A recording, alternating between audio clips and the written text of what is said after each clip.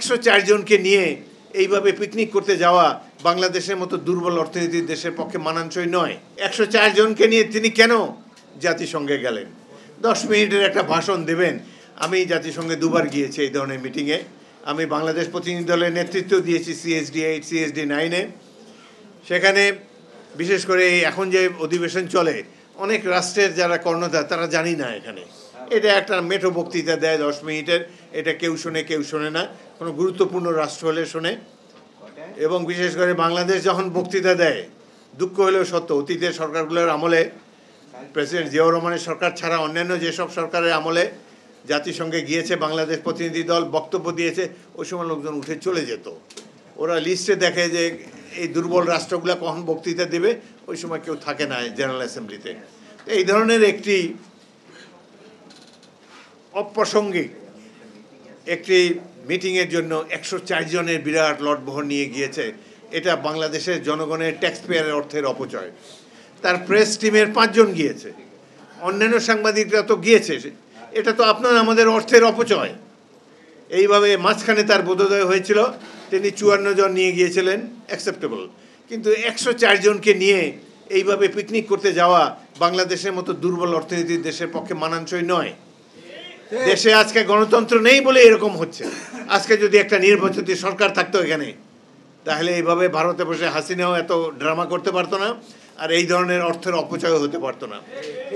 শেখ হাসিনা এর চাইতেও বেশি প্রতিনিধি দল নিয়ে বেড়াতে গিয়েছেন।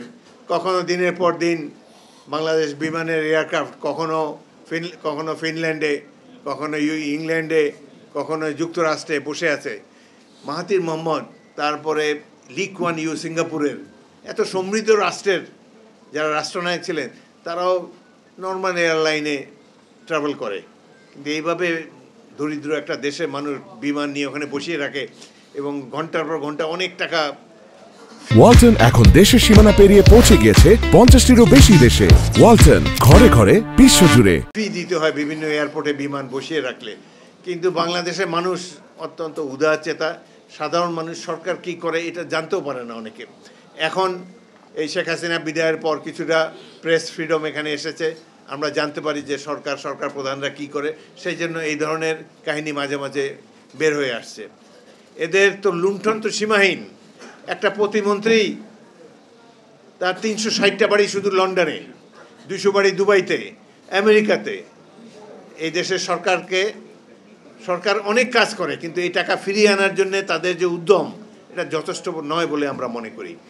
বাংলাদেশের মতো এই ধরনের সীমিত আয়ের দেশে তারা যে অর্থ লুটপাট করেছে, সবচেয়ে বেশি গুরুত্ব দেওয়া উচিত ছিল প্রতিবেশী সরকারের কাছে। আমাদের পররাষ্ট্র মন্ত্রণালয়ের এই অর্থগুলো দেশে ফিরিয়ে আনার জন্য আরও কঠিন পদক্ষেপ নেওয়া উচিত ছিল। এসবের মধ্যে তারা নাই।